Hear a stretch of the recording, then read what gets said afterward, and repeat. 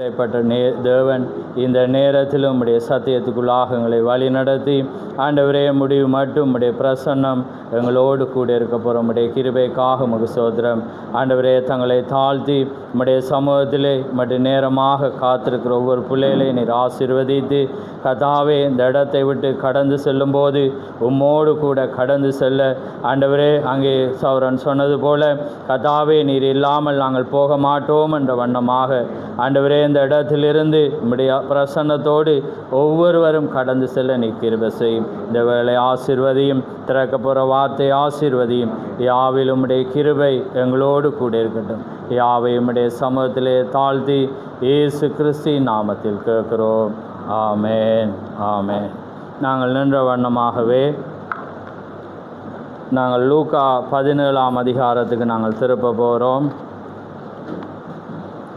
லூக்கா 17ஆம் அதிகாரம் அங்கே பரிச்சயமான ஒரு அங்கே அதிகாரம் என்று சொல்லலாம். அதிலே லூக்கா 17ஆம் அதிகாரம் அதிலே நாங்கள் வாசிக்க போகிற வசனம் 30, அதாவது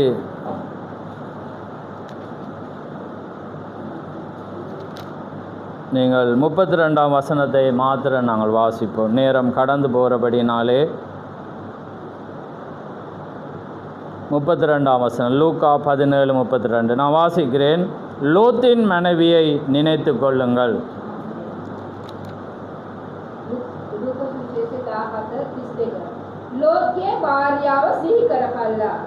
ஆமேன். யாவரும் அமர்ந்திருங்கள்.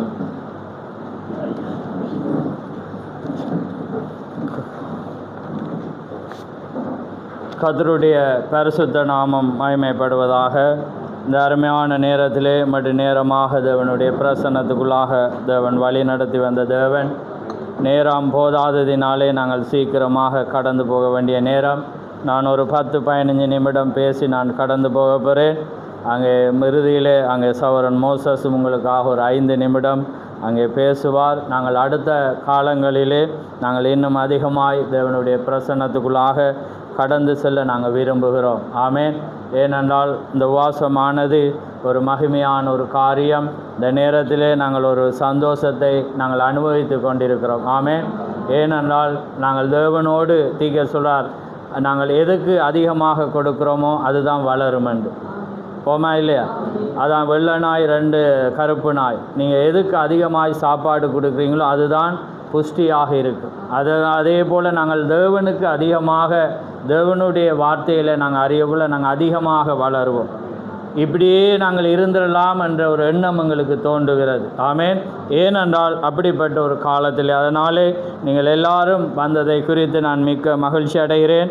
இந்த செய்தியானது நான் ஏறக்குறைய 10-12 வருடங்களுக்கு முன்பாகவே நான் இதே தலையங்கம் என்பதை விட லோத்தின் மனைவியை நினைத்து கொள்ளுங்கள் என்ற ஒரு காரியத்தை பேசினேன். இன்றைக்கு நான் கொடுக்க போகிற தலையங்கம் மனுஷகுமாரனுடைய நாட்களிலே லோத்தின் மனைவிகள், மனைவி அல்ல மனைவிகள், மனுஷகுமாரனுடைய நாட்களிலே லோத்தின் மனைவிகள். ஆழமான ஒரு காரியம். தேவன் உதவி செய்வார் என்று நான் விசுவாசிக்கிறேன். ஏனென்றால் அங்கே இயேசு கிறிஸ்து நாங்கள் பரிச்சயமான வசனம் லூக்கா 17:30 அதிலே அவர் சொல்கிறார், முன்னுக்கு துவங்கி நோவாவின் நாட்கள், சோதோமின் நாட்கள், அதுக்கு பிற்பாடு அவர் சொல்கிறார் என மனுஷகுமாரன் வெளிப்படும் நாட்களிலும் அப்படியே நடக்கும் என்று சொல்லிட்டு எதுவுமே பேசாமல் அவர் சொன்னேன் லோத்தின் மனைவியை நினைத்து கொள்ளுங்க. அவருடைய பேரை சொல்லல, இவனுடைய மனைவியை, லோத்தினுடைய மனைவியை மாத்திரம் நீங்கள் என்ன செய்யுங்க, இந்த மனுஷகுமாருடைய நாட்களிலே நினைத்து கொள்ளுங்க. நாங்கள் எந்த காலத்தில் வாழ்கிறோம்? மனுஷகுமாரனுடைய நாட்களில். அப்போ இந்த காலத்துக்கும் லோத்தின் மனைவிக்கும் சம்பந்தம் இருக்குமா இல்லையா? அன்றைக்கு ஒரு மனைவிக்கு சம்பந்தம் இருந்து இன்றைக்கு நிறைய மனைவிகள் என்ற அர்த்தம் சபைகள், அநேக சபைகள். இன்றைக்கு அப்படிப்பட்ட அநேக சபைகள் இருக்கும், அப்படி அநேக ஜனங்கள் இருப்பார்கள். இந்த நாட்களிலே தான் இயேசு கிறிஸ்து சொன்னார், அவருடைய தன்னுடைய வாயினாலே அவர் சொன்னார், மனுஷகுமாருடைய நாட்களிலே லோத்தின் மனைவியை நினைத்து கொள்ளுங்க. சாரால சொல்லியிருக்கலாம், ஆகார சொல்லியிருக்கலாம், அப்படி பரிசுத்த ஸ்திரீகளை சொல்லாமல் இவையை நீங்கள் நினைத்து கொள்ளுங்கள். அப்படி என்றால் ஆழமான ஒன்று இருக்கும் என. ஏன்னா இந்த காலத்தில் லோத்தின் மனைவிகள் நிச்சயமாக இருப்பாங்களா இல்லையா? இயேசு கிறிஸ்து தீர்க்கதரிசனமாக சொன்னால் இல்லாமல் இருக்குமா, இல்லாமல் போகுமா? நிச்சயமாக என்ன செய்வாங்க? லோத்தின் மனைவிகள் நிச்சயமாக இருப்பாங்க. ஏனென்றால் அப்படிப்பட்ட காரியம். ஏனென்றால் இந்த நாளில் தான் மனுஷகுமாரனாக தேவன் தன்னை வெளிப்படுத்துகிற நேரத்தில் தான் இது அவர்களுக்கு வைக்கிறார். அதே போல் இன்றைக்கு மனுஷகுமாரனாகிய அவர் தன்னை வெளிப்படுத்தின நாட்கள். இப்போ இந்த காரியத்தை நீங்கள் நோட் பண்ணி பார்த்தீங்கன்னா அவர் என்னத்தை சொல்கிறாருன்னா அந்த டைமில் சொல்லல, அவர் வரப்போகிற இந்த நாட்களில் தான் லோத்தின் மனைவியை நினைச்சுக்கலாம். அந்த டைமில் அவர் சொல்லல, அந்த டைமில் அவர் சொன்னார். ஆனால் எப்போ அவையே நினைங்கண்டா இந்த கடைசி நாட்களில் மனுஷகுமாரன் வெளிப்படும் நாட்களில் லோத்தின் மனைவியை நினச்சிக்கோங்க. சொன்னாரா இல்லையா? வாசிக்க போனீங்களா? வாசிச்சிங்கன்னா புரியும். யோசிக்கிறீங்க, அதிகமாக யோசிக்காதீங்க. இது வடிவாக வாசிச்சிங்கன்னா உங்களுக்கு தெரியும். அவர் என்ன செய்கிறார்? அவங்க காலத்தின் கடைசி அவர் சொல்கிற நோவாவின் நாட்களில் நடந்தது போல் மனுஷகுமாரன் வெளிப்படும் நாள். இப்போ கடைசி காலத்தில் அவர் மனுஷகுமாரனாக வெளிப்பட போகிறார். அந்த நாளில் நோவாட அடையாளம் வரும். சோதோம் குமாரன் நாட்களில் நடந்தது போல் கடைசி நாட்களில் நடக்கும். அதெல்லாம் வடிவாக விளக்கப்படுத்தி போட்டு லோத்தின் மனைவியை நினச்சிக்கோங்க. இன்றைக்கு இரவிலேருந்து நினச்சிட்டு இருந்தாங்க. அவைய நினச்சிங்கன்னா இங்கே உப்புத்தூளாக தான் இருப்பீங்க. ஏன்னா கறிக்கு காணாட்டி போட வேண்டி வரும். ஆமென். அப்போ அவர் சொன்ன அர்த்தத்தை நாங்கள் இன்றைக்கு தான் பார்க்கலாம். ஏனென்றால் அன்றைக்கே சொல்லிட்டே இன்றைக்கு அவைய நினைங்க. அப்போ இன்றைக்கு அங்கே தேவன் தன்னை மனுஷகுமாரனாக வெளிப்பட்ட நாளில் தான் நாங்கள் இப்போ யாரை பார்க்கணும்? லோத்தின் மனைவியை. அப்போ அப்படிப்பட்ட காரியம் எங்களுக்குள்ளே இருக்கா பாருங்கள். தேவ தூதர்களால் அங்கே வற்புறுத்தலோடு இழுத்து வெளியே கொண்டு வந்த வேளையிலும் என்ன செஞ்சா? திரும்பி பார்ப்பாங்க. அப்படிப்பட்ட இன்றைக்கு தேவனே பாருங்கள், விஞ்ஞானம் புகைப்படம் எடுத்து தேவனுடைய காரியம் எல்லாமே தீர்க்கதரிசனமாக அச்சொட்டாக நிறைவே காண முடியாத முகத்தை வீடியோவினாலே அங்கே அழகாக நாங்கள் கண்டும் இன்றைக்கி தேவதூதர்கள் இப்போயும் என்ன செஞ்சுருக்காங்க? உங்களை வெளியே பைபோஸ்லேயாவது இழுத்து கொண்டு போய் விடுற நேரத்திலும் நீங்கள் உலகத்தோட சம்பந்தமாக இருப்பீங்கன்றதுக்காக தான் தேவன் சொன்னேன். லோத்தின் மனைவியை இருக்கிறீங்களா இல்லையா? அப்போ உலகத்தோடு இன்றைக்கி என்ன தான் நடந்து அணுகுண்டே புலந்து வந்தாலும் நாங்கள் அப்படி தான் இருப்போம். இருக்கிறீங்களா இல்லையா?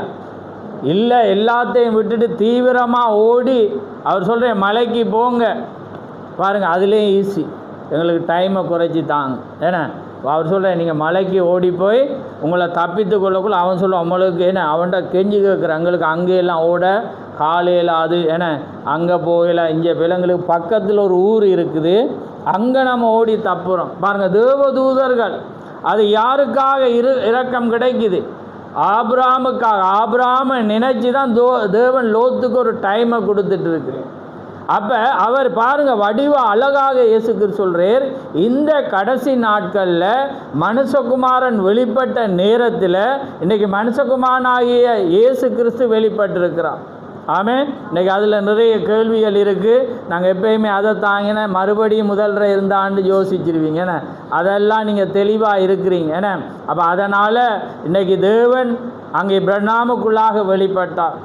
அப்போ இன்றைக்கி கேள்வி கேட்கப்படுகிற வேளையில் பிரண்ணாம் என்ன கிரைஸ்ட் பிரண்ணாமா பிரண்ணாம் கிரைஸ்டானுக்குள்ள இப்போ இன்றைக்கு நிறைய பேர் நாமளும் நல்லா தூண்டிட்டு தான் இருக்கோம். தூண்ட எல்லாமே வெளியே வருது. அப்போ பிரண்ணாம் கிரைஸ்ட் தான் எப்படி வருது?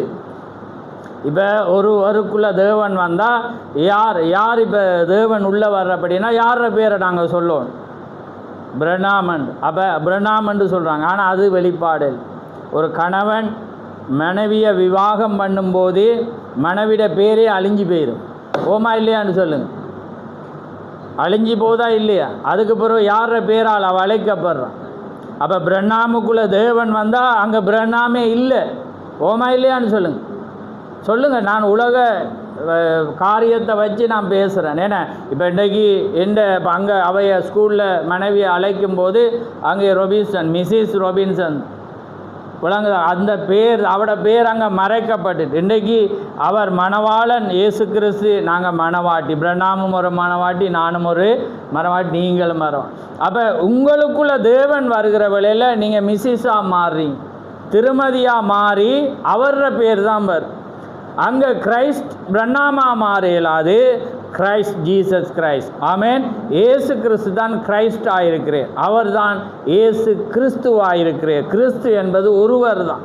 பாருங்கள், அவ்வளோ ஒரு முட்டாளான, ஏன்னாது சத்தியத்தின் மேலுள்ள அன்பை விசுவாசியாததினாலே பொய்யை விசுவாசிக்கத்தக்கதாக கொடிய வஞ்சகத்தை யார் அனுப்பின? பிசாசா?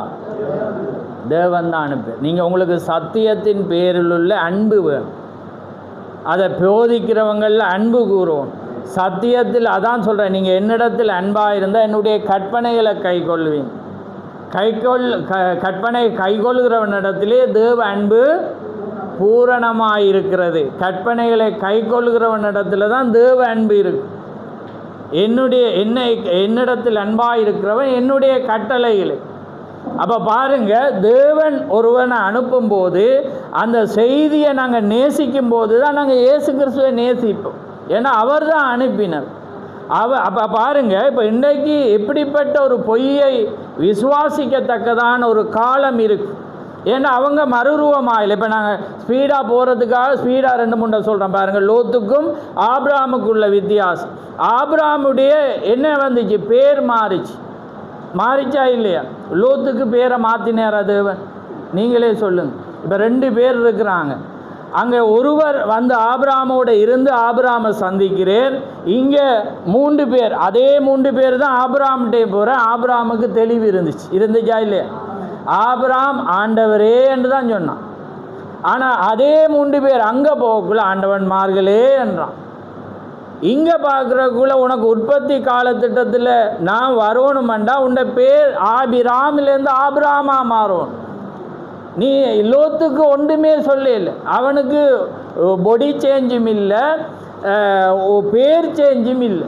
இன்றைக்கி சத்தியத்தில் இருக்கிறவங்களுக்கு வாழ்க்கை மாற்றம் இல்லை, குணாதிசய மாற்றம் இல்லை, எதுவுமே மாற்றம் இல்லை. ஆனால் ஆபிரகாமுக்கு மாத்திரம்தான் பேர் மாறும், சரீரம் மாறும், அவனோட வாழ்க்கை மாறும். ஓமா இல்லையான்னு சொல்லுங்கள். பாருங்கள், ஒரே தேவன் தான் 2 பேரையும் சந்திக்குது. ஒரே போன குரூப் தான் ஒன்றை சந்திக்குது. ஆனால் இவனுக்கு பாருங்கள் ஒரு காரியம், இவனுக்கு எதுவுமே மாறல. ஆனால் ஆபிரகாமுக்கு தான் விருத்தேசனை நடக்குது. அவன் தன்னோடு இருந்த எல்லாருக்கும் என்ன செய்கிறான்? அந்த காரியத்தை செய்கிறான். அவனுக்கு என்ன செய்கிறது? பேர தேவன் மாத்திரேர், அவன் தான் பலி செலுத்துகிறான். இவன் எங்கேயாவது பலி செலுத்தின காரியம் இருக்கா? இல்லை. பாருங்கள், அதுதான் அந்த டிஃப்ரெண்ட்.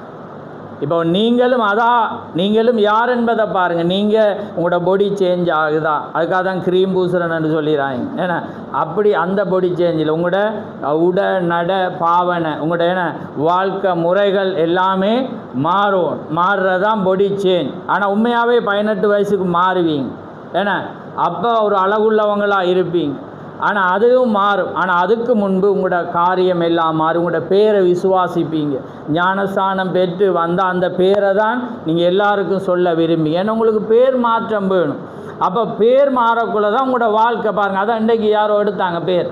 ஏன்னா எத்தனா இருக்கு, அவன் நல்ல ஒரு மனிதன் தான். ஆனால் அவனுக்கு எத்தனா யாக்கோபா இருக்கிற மட்டும் குணம் மாறிச்சா இல்லையா? அவன் அதே தான் சொன்னான். ஆனால் அவனை மாற்றணுமெண்டா அவன்கிட்ட பேர் மாறும். நீ என்னுடைய பிரபுவாக மாறணும். இஸ்ரவேலனாண்டா தேவனுடைய பிரபு. ஏன்னா அப்படி தானே அர்த்தம். அந்த பிரபுவாக நீ மாறணுமெண்டா தான் உன்னை எத்தம் குணம், களவெடுக்கிற குணம், கொள்ளையடிக்கிற குணம், ஆத்துமாக்களை வஞ்சிக்கிற குணம் எதுவுமே இருக்கா. நீ தேவனுடைய பிரபுவாக இருக்கணுமெண்டா உன்னுடைய பேர் மாறும். இன்றைக்கு கிறிஸ்தவங்க பேரை மாற்றவே விருப்பம் இல்லை. ரோசி சேனாயக்காண்டு, ரோசி என ஊசி என்ற மாதிரி அதே பழைய காரியமே. ஆனால் இங்கே தேவனுடைய காரியம்னு உங்களோட பேரை விரும்புவீங்க. அதை மாதிரி மாறணும் என்று விரும்பி அந்த கேரக்டரை விசுவாசிப்பீங்க. ஏனண்டா பேரை ஒரு ஊழியக்காரன் வைக்கக்குள்ள சும்மா வைக்க மாட்டேன். வைக்கிற எங்கேயாவது அப்படி இருக்க வேதத்தில். ஏன்னா அது ஒரு தேவண்ட திட்டத்தின் அவர் சொல்ல, உன் தாயின் கருவிலே உருவாகும் முன்பே நான் உன்னை பேர் சொல்லி, அதனால தான் உருவாக்குள்ள அம்மா வச்சதே நான் இன்னும் இருக்கிறேன்ன்றதை நீங்கள், ஆனால் தேவன் அங்கே தேவன்ட மனுஷனுக்கூடாக வைக்கும்போது, நீங்கள் தேவனுடைய பேரை வைக்கும்போது இந்த காலத்தில் பிள்ளைகள் வந்து பாக்கியம் இல்லை. அவங்க என்ன வெளிப்பாடோட கொஞ்சம் வளர்கிறபடி அவங்க வேதத்தின் பேரை வைக்கிறபடி அவங்களுக்கு மாற்ற வேண்டிய அவசியம். ஆனால் ஆரம்ப காலத்தில் இருந்த எல்லா பேரையும் பார்த்தா எல்லா காரியம் வரும். அப்போ வருகிற வேளையில் அதெல்லாம் நீங்கள் என்ன செய்யணும், மாற்றணும். வெளிப்பாடோடு நான் பேசல, ஒரு யதார்த்தம் அவங்கள சிந்திக்க பேசு. அப்போ பாருங்கள், ரைட். அப்போ நான் ஸ்பீடாக போகிறேன். அப்போ பாருங்கள், இந்த அதான் திக்கர் சொல்கிறேன், அந்த காரியமானது என்ன செய்யணும். அங்கே வேதத்தை வாசிங்க, எபிரேயர் 2ஆம் அதிகாரத்தை. நாங்கள் ஸ்பீடாக போவோம், ஏன்னா நாங்கள் பிரதரை நம்ம வழி அனுப்பி வைக்கணும்.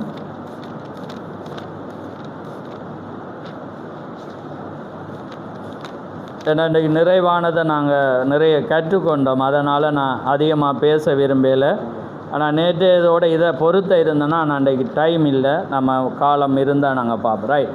இப்போ பாருங்கள், ஏனெனில் தேவ தூதர் மூலமாய் சொல்லப்பட்ட வசனத்துக்கு விரோதமான எந்த செய்கைக்கும் கீழ்ப்படியாமைக்கும் நீதியான தண்டனை வரத்தக்கதாக அவருடைய வசனம் உறுதிப்பட்டிருக்க, முதலாவது கர்த்தர் மூலமாய் அறிவிக்கப்பட்டு பின்பு அவரிடத்தில் கேட்டவர்களாலே நமக்கு உறுதியாக்கப்பட்டதும், அடையாளங்களினாலே அற்புதங்களினாலும் பலவிதமான பலத்த செய்கையினாலும் தம்முடைய சித்தத்தின்படி பகிர்ந்து கொடுத்த பரிசுத்தாவின் வரங்களினாலும் தேவன் தாமே சாட்சி கொடுத்ததுமாயிருக்கிற இவ்வளவு பெரிதான ரட்சிப்பை குறித்து நாம் கவலையற்றிருப்போமானால் தண்டனைக்கு எப்படி தப்பித்து கொள்ள முடியும்.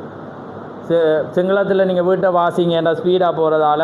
அப்போ பாருங்கள், காரியமாக அவங்க பாருங்கள், தேவன் எப்படி தேவனே இறங்கி வந்து தூதர்கள், இப்போ நாங்கள் வாசிக்க நேரமில்லை, வீட்டுக்கு போய் ஆதியாகமம் 19 வாசித்து பாருங்கள். தேவனே இறங்கி வந்து அந்த தூதர்கள் சொல்லுறாங்க, நீங்கள் அதுலேயும் ஒரு ஆழம் கொண்டு வருதுன்னு. இப்போ படிக்கக்குள்ளே ஜேஜுக்குள்ளே இருந்தால் மாதிரி, ஏன்னா இப்போ அப்படிப்பட்ட சூழல்கள் வரக்குள்ளே அது தேவன் கனெக்ட் பண்ணுறேன். அப்போ லோத்துட்ட சொல்கிறேன், யாராவது உண்ட உறவுல காரியத்தில் இருந்தால் நீ போய் அவங்ககிட்ட சொல்லக்குள்ளே அந்த பிள்ளைகள் 2 பேரை விரும்பி இருந்தான். இந்த மருமக்களோட போய் பேசி பார்க்குறேன், மருமக்கள் வந்து சிரிக்கிறான். இன்றைக்கு அதுதான் நடக்குது சத்தியத்தில் இருக்க பிள்ளைகளுக்கு.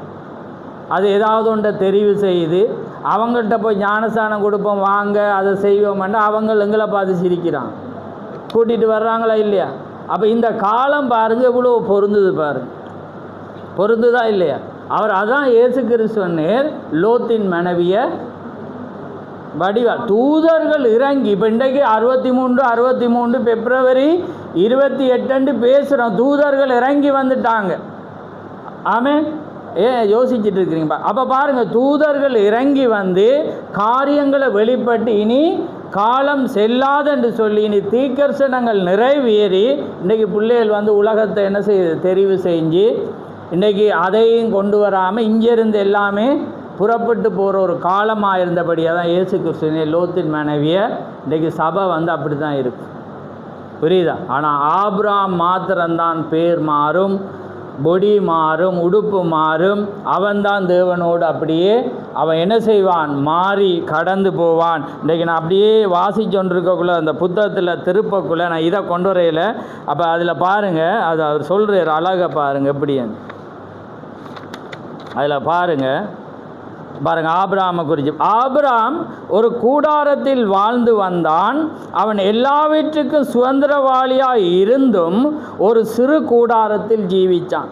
பாருங்கள், அவர் சொல்கிற உன் மூலம்தான் பூமி ஆசீர்வதிக்கப்படும் என்று சொல்கிறார். அவன் பாருங்கள், கூடாரத்தில் வாழ்ந்து அவன் எல்லாவற்றுக்கும் சுதந்திரவாளியாக இருந்தும் ஒரு சிறு கூடாரத்தில் ஜீவித்தான். ஆகவே அது கூடாரமே கொட்டகையோ, நான் ஏன் கவலைப்பட வேண்டும்? டீக்கர் சொல்கிறான், அவர் சொல்கிற ஒரு கவிஞன் பாடுறான், அது கூடாரமோ கொட்டையோ நான் ஏன் கவலைப்பட வேண்டும் என்று ஒரு கவிஞன் பாடினது ஆச்சரியத்துக்குரியதாய் இல்லை. நீங்கள் கிறிஸ்துக்குள் இருந்தால் எல்லாவற்றுக்கும் சுதந்திரவாளியாக இருக்கிறீர்கள். அதான் இன்றைக்கி நாங்கள் பார்த்தோம், நாம் கிறிஸ்து எங்களோடு இருந்தால் நாங்கள் எல்லாத்துக்கும் சுதந்திரம். நாங்கள் கொட்டையில் இருக்கிறோமோ சிறு வீட்டில் இருக்க எங்களுக்கு டோன்ட் கேர். ஆமென், எந்த கவலையும் இல்லை, ஏன்னா நம்ம கிறிஸ்துவோடு இருக்கு. ஆமென், அதனால தான் அவர் எடுத்த அழகான காரியம். அவர் சொல்கிறேன், ஆண்டவரே நீர் எங்களோடு இல்லாவிட்டால் நாங்கள் போயல. ஏன்னா அது அவரோ இல்லாமல் இருக்கிறதுக்கு நாங்கள் எதை செய்தும் என்ன இல்லை, ஒன்றுமே. மனிதன் முழு உலகத்தையும் ஆதாயப்படுத்தினால் தன் ஜீவனை நஷ்டப்படுத்தினால் அவனுக்கு லாபம் என்ன? அப்போ பாருங்க, கிறிஸ்துக்குள் இருந்தால் எல்லாவற்றுக்கும் சுதந்திரவாளியாக இருக்கிற, ஏனெனில் தேவன் அவனுக்கு பூமியை கொடுத்திருக்கிறார், அதற்கு அவரே ராஜாவாக இருக்கிறார். ஆமேன். ஆகவே சந்திப்பின் நேரத்திலே நாம் அவருக்குள் இருந்து சர்வ வல்லமை மற்றும் இயற்கைக்கு மேற்பட்ட அற்புதங்கள் எல்லாவற்றுக்கும் சுதந்திரவாளியாக இருக்கிறோம். காலத்தின் சந்திப்பு அந்த செய்தியில் தான் தீக்க சொல்லு. அப்போ இன்றைக்கு காலத்தின் சந்திப்பில் தேவன் உங்களை சந்திக்க வந்திருக்க. எத்தனை பேர் சந்திக்க வந்திருக்கிறார்? உங்களை சந்திச்சிருக்கிறாரா இல்லையா? சந்திச்சு இருக்கிறார். ஆமே. சந்திச்சு இருந்தால் நீங்கள் என்ன செய்வீங்க? லோத்தை போல இருக்க மாட்டீங்க. ஏன்னா நீங்கள் லோத்துக்கு பாருங்கள், அவ்வளோ ஒரு பெரிதான கிருபை, அவ்வளோ தூதர்கள் இறங்கி பாருங்கள், அவங்க தாமதித்து கொண்டிருக்கிறது வேளையில் தேவன் அவன் மீது வைத்த அன்பினாலே என்ன செய்கிறாங்க? கொரகொரண்டு வெளியே என்ன செய்கிறாங்க? இழுத்து வந்தாலும் இவ என்ன செய்கிறா? பின்னிட்டு பார்க்க திரும்பி. அப்படியான என்ன அர்த்தம்? உலகத்தை திரும்பி பார்க்குற, அந்த உலகத்தின் காரியங்களை திரும்பி. அப்போ இந்த மனுஷகுமாரன் வெளிப்படுகிற நாட்களில் இன்றைக்கி லோத்தின் மனைவிகள் இருப்பாங்களா இல்லையா? அதால் தான் இயேசு கிறிஸ்து எந்த விளக்கம் சொல்லலை. ஏன்னா அவருக்கு தெரியும் மனவாட்டி மினிஸ்ட்ரி தான் அதை என்ன செய்யும்? விளக்கப்படுத்த. அந்த செய்தி வெளிப்படுகிற வேளையில் அவங்க தான் இந்த காலத்தை வச்சு என்ன செய்வாங்க? பிரசங்கிப்பாங்க. அதனால தான் எனது தற்கால நிகழ்ச்சிகள் தீர்க்கதரிசனத்தின் மூலமாக தெளிவாக்கப்படுகின்றன. தற்கால நிகழ்ச்சிகள். அதனால தான் தீர்க்கதரிசனம் ஏற்கனவே உரைக்கப்பட்டுட்டு அந்த உரைக்கப்பட்ட நிறைவேறுற காலத்தில் வாழ்கிற மனிதர்கள் தற்கால நிகழ்ச்சிகளை தீர்க்கதரிசனத்தோட என்ன செய்வாங்க? தெளிவாக்குறாங்க, உங்களுக்கு விளங்கப்படுத்துகிறாங்க. அதுதான் பரிசுத்த ஆவி. அதான் பரிசுத்த ஆவி வரும்போது பாவத்தை குறித்து, நீதியை குறித்தும், நியாய தீர்ப்பை குறித்தும் அவர் என்ன செய்வாராம்? நல்லா கொஞ்சி என்ன செய்வாராம்? நினைப்பூட்டுவார். அப்படியா இருக்குது. கண்டித்து உணர்த்துவார். ஓமாயிலையான்னு சொல்லுங்கள். அது ஏனென்றா அதுதான் அது பரிசுத்த சகல சத்தியத்தோடும் அவர் என்ன செய்வார்? நடத்துவார். அது எல்லாமே அவர் என்ன செய்வார்? அந்த காரியத்தோடு உங்களுக்குள்ளாக அங்கே கொடுப்பார் என்று வேதம் சொல்லுது. பாருங்கள், அதனால தான் பாருங்கள், ரட்சிப்பு என்பதை கவனமாக விளங்கிக் கொள்ளுங்கள். நான் முடிக்க போகிறேன். ரட்சிப்பானது இப்போ பாருங்கள், இஸ்ரவேல் ஜனங்கள் எகிப்திலிருந்து வெளியே வந்தாங்க, ரட்சிக்கப்பட்டாங்களா இல்லையா? இப்போ நீங்கள் சொல்லுவீங்க நாங்கள் எகிப்திலேருந்து வெளியே வந்தோம். இப்போ லோத்தை எடுத்துக்கொள்வோம். இப்போ நாங்கள் எங்கள்கிட்ட செய்தியே லோத்து இப்போ சோதமை விட்டு வெளியே வந்துட்டான் தானே. ஏன் அந்த ரட்சிப்பை அவன் பெறலான்டா தான் திக்கஸ்ரீ வெளியே வந்து உள்ளே போகணுமா? என்ன? வெளியே வந்து கிறிஸ்துக்குள்ளே நுழையணும். நீங்கள் வெளியே வாரது முக்கியம் இல்லை. இப்போ இன்றைக்கி சாமணத்துலேருந்து வந்துட்டீங்க, ரோமங்கத்துக்குள்ளே வந்துட்டீங்க, அஞ்ஞான மார்க்கத்தில் வெளியே வந்துட்டீங்க, கிறிஸ்துக்குள்ளே நீங்கள் போவேல். நீங்கள் லோத்து வெளியே வந்தான், உள்ளே போவேல். புரியுதா உங்களுக்கு? இஸ்ரவேல் ஜனங்கள் வெளியே வந்தாங்க, உள்ளே போவேல். புரியுதா உங்களுக்கு? அதான் ரட்சிப்பானது 2 பாட்டாக இருக்கிறது. தீக்கர் சொல்கிறேன், எப்பயுமே 2 காரியங்களை நீங்கள் கவனிக்கும். அதான் 2, 3 சாட்சியல். அதான் அவர் சொல்கிறேன், ரட்சிப்பு கிடைச்சிச்சு. லோத்துக்கு கிடைச்சிச்சா இல்லையா?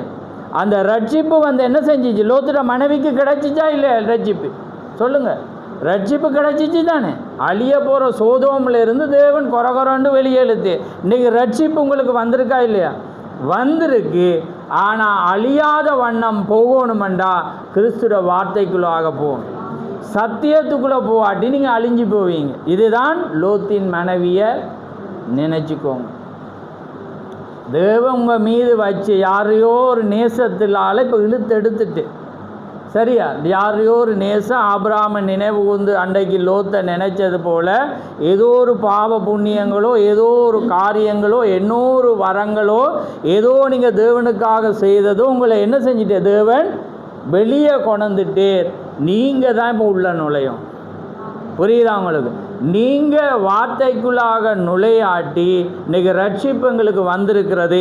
தேவன் தூதர்கள் அனுப்பிற, தூதர் என்றால் செய்தியாளர். ஆமென். இன்றைக்கி தேவன் தூதர்களை அனுப்பி உங்களை எச்சரித்து உள்ளே வந்து நுழைஞ்சு கொள்ளுங்க, பாதுகாப்பை பெற்றுக்கொள்ளுங்க, தேவனுடைய பிரசன்னத்துக்குள்ளே வாங்க. அதனால தான் தேவனுடைய நியாய தீர்ப்பு தேவனுடைய வீட்டில் துவங்குகிறது. இன்றைக்கு இந்த வீட்டில் இருந்து தேவன் என்ன செய்கிற அவங்கள உள்ளே வாங்க, ஏன்னா தேவன் உள்ள வா, அங்கே காரியம் அவர் எடுத்த வாசலில் இருக்காங்கன்னு இந்த நான் திரும்பி பார்க்கல, பின்னால் ஆக்கலை, என்ன திரும்பி அவங்க நினச்சிருப்பான் அவங்கள பிரச்சனை. ஏன்னா அப்போ அதுக்கு அதை என்ன அர்த்தம்னா கிறிஸ்துக்குள்ளே வாங்க. ஆமே, நீங்கள் என்ன காரியமாக இருந்தாலும் தேவனோட நெருங்கி வாங்க, எந்த டிஸ்டர்பும் இல்லாமல் என்ன செய்யுங்க அந்த காரியத்தை வாங்க. சகோதரனம் அருமையாக எடுத்து என்ன எடுத்து நாங்கள் தேவன் இல்லாமல் நாங்கள் போக விரும்பி, ஏண்டா நாங்கள் விசேஷித்த ஜனமாக இருக்கணுமெண்டா தேவன் எங்களோடு இருக்கணும். ஆமே, அப்போ பாருங்கள் தேவன் எதையுமே வாயை திறக்காமல் லோத்தின் மனைவியை நினைச்சுக்கொள்ளும். எப்போ மனுஷகுமார் அந்த நேரமும் தன்னை மனுஷகுமாராக வெளிப்பட்டார், ஏன்னா வெளிப்பட்டாரே இல்லையா, அதுக்கு பிற்பாடு தான் என்ன செய்கிற தேவன் அந்த மறுரூப மலையில் தேவன் வெளிப்படுத்தின நேரத்தில் தான் இந்த காட்சியை அவர் சொல்லிட்டு அந்த நேரத்தை குறித்து சொல்லாமல் கடைசி நாட்களில் அவங்க எப்படி நடக்கும் என்றக்குள்ள அவர் சொல்கிறார், நோவாவின் நாட்களில் நடந்தது போல மனுஷகுமாரன் வெளிப்படுவார், சோதோமின் நாட்களில் மனுஷகுமாரன் வெளிவான்.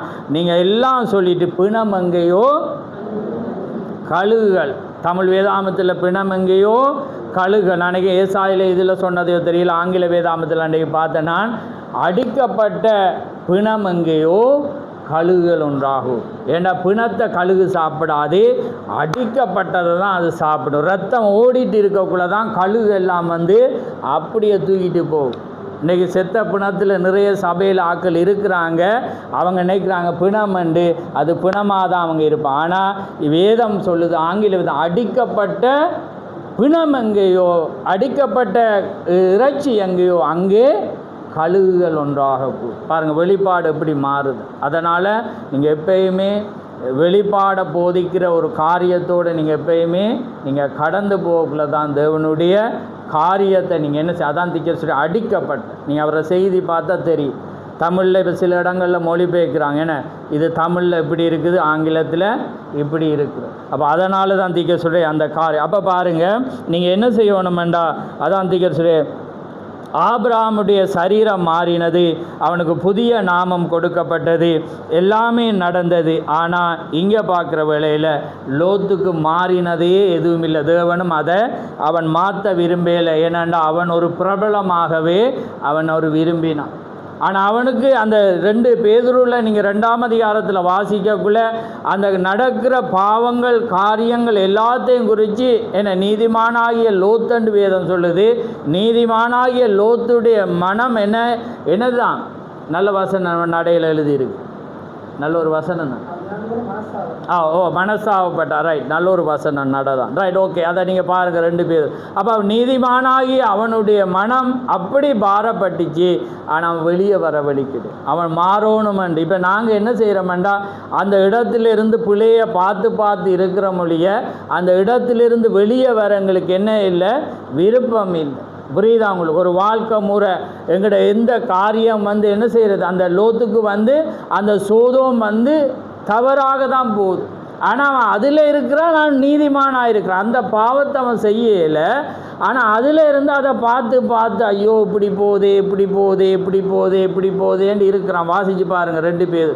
ஆனால் அவனுக்கு வெளியே வந்திருந்தா எல்லாரையும் காப்பாற்றிருக்கலாம். அதான் திக்க சொல்லி ஒருவனுடைய தவறு குடும்பத்தையே நாசம் பண்ணும்.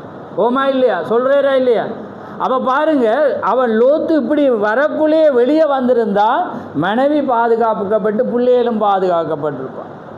இவன் வராமல் கடைசி எச்சரிப்பு நேரத்தை மட்டும் இருந்ததுனால என்ன நடந்துச்சு, வந்து எல்லாரும் அழிக்கப்பட்டான். அதான் அவர் சொல்கிறேன், அதான் ஆண்டுக்கு ஒரு ஆகானுடைய பாவம் யோசுவாவுடைய நாட்களில் 36 நல்ல மனிதர்களை கொண்டு போட்டது. தாவீதுடைய தவறு நல்ல ஊசாவை என்ன செஞ்சது, கொண்டு போட்டது. அதே போல் தான் நாங்கள் என்ன செய்கிறோம், கவலைப்பட்டு பிள்ளைகள் நம்ம கிளாஸுக்கு சேர்க்கிறது, இல்லாட்டி எதையாவது சேர்க்குறது, அல்லது படிப்பு பட்டப்படிப்பு ஏதாவது சேர்த்துட்டு ஐயோ புள்ள ஞாயிறு வரல.